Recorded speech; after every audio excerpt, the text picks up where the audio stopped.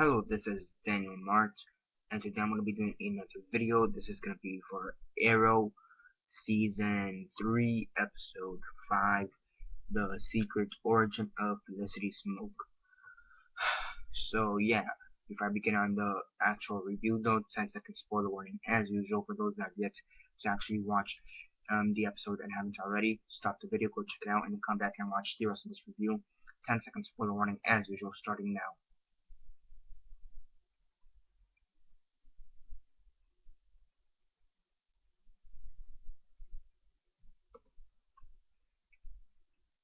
Okay, so 10 seconds are up. So for those that have yet to actually watch the episode and haven't already, please don't comment down below or be messaging me that I never gave you a fair warning, because as usual I did. So yeah, as usual, quick synopsis, next and this, next and rate. So basically, this, as the title implies, Secret Origins of Felicity Smoak, it basically is a very it's a episode centered on Felicity Smoak. Um, so yeah, it's basically based on Felicity Smoak and her background, her origins from when she was in college, and how she became a hacker, and how she became good at computers, and basically all of that. In this episode, you have this person who is hacking the, I guess, the internet grid or whatever, the banking system in Starling City.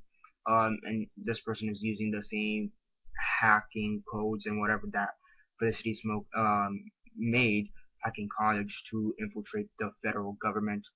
So yeah, they're in search of it, and also Felicity Smoak's mom comes for whatever reason. She apparently wins a ticket to from wherever she lives to Starling City. She wins a ticket, wins. It's all planned. So yeah, the mom's involved, as I guess a token, like a kill token, do this, I'm gonna kill her. So that's there, and apparently the person who is revealed to have been the hacker, who used this hacking system that Felicity used to own or use, was her ex-boyfriend, which interestingly is named Cooper Sheldon, which is obviously kind of a nod towards Sheldon Cooper, Big Bang Theory, so pretty clever. I researched the character, or yeah, and I don't think it doesn't really say he's in the comics, but the character in the show is supposed to be related to OMAC, which apparently is a big thing in the show for this season, because you have Ron Palmer, who's been mentioned, been using technology from OMAC, or been working with OMAC as of recently. So yeah, you also do get some development on Ron Palmer, who I think he's supposed to be the Atom, or so close to the Atom, or something like that. So yeah, and basically, and also the flashbacks for this episode are interesting. Instead of having flashbacks from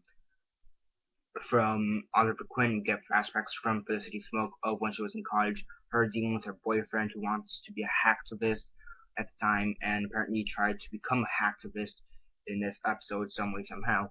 Um, so yeah, and then at the end, maybe one of the biggest ball drops. I'm probably gonna do it. I'll probably do a discussion topic, is that Arsenal, Roy, Arsenal, Red Arrow, whatever you want to call him.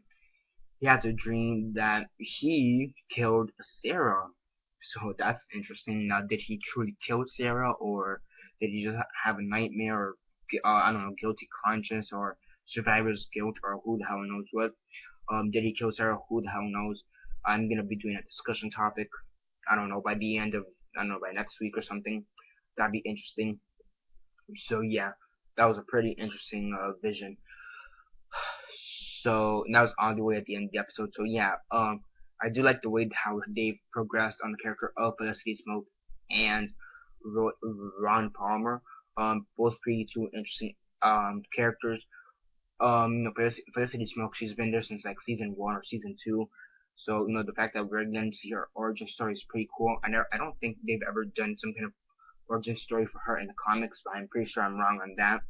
Well, it's pretty cool to see some kind of origin story transitions into the TV show. That's pretty cool.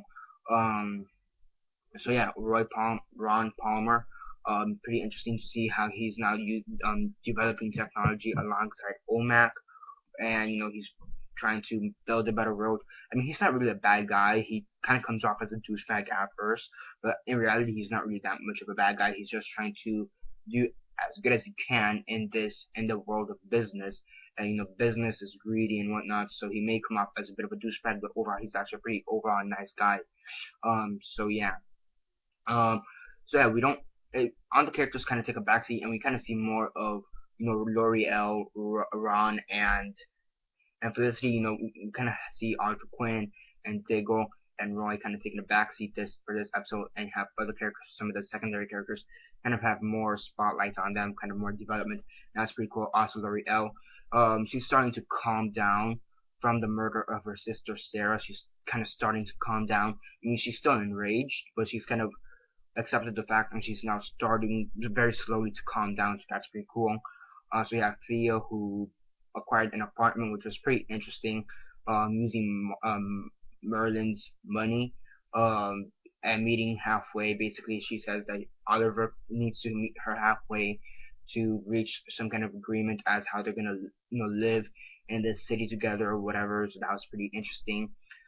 I mean, overall, it's a pretty cool episode. As I said before, you see some characters kind of take a back seat, and the ones who have gotten a lot of development, and then taking the ones who haven't gotten as much development, kind of taking a forefront in this episode. Pretty cool. Not really that much negatives for this episode. I mean, at first it was the pacing for the first couple minutes was a bit weird in my opinion, but it did get better, and also the ending. The pacing felt a bit off at the ending at first. It felt a bit rushed, but that's because it kind of seemed like they were trying to end it, and it seemed like it was gonna end right around where L'Oreal went back to the Wildcat gym, and it seemed like it was gonna end there. But then you had that dream with Roy, and I thought, oh, they're gonna do something. What are they gonna do? And then they showed the dream, so that was pretty cool. So at first it seemed kind of weird the way it was cut, but overall it was pretty good the way it was. I just didn't like how it was cut, but I did like the both scenes. So yeah. On a scale of 1 to 10, 1 being the worst, 10 being the best, and 6 being decent, I would have to give this episode an 8.5 out of 10. It's a pretty good episode. Do check it out. And yeah, subscribe if you're not already subscribed. I do movie reviews, TV show reviews, and comic book reviews. So definitely do stay tuned for them. I'm not going to do a review for Flash this week due to the elections that happened. In the U.S., there's elections, so they didn't show the Flash this week. So that happened. So there's not gonna be a review for Flash this week. So yeah, yeah, just a heads up. And what else? Is that all? And yeah, subscribe. I do movie reviews, TV show reviews, and comic book reviews. I do reviews for Gotham, Flash, Arrow, Z Nation, Walking Dead, Constantine, Scorpion, and Graceplate. So definitely do stay tuned for that.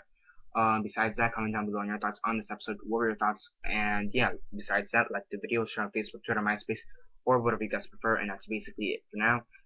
This is Daniel Mart signing off.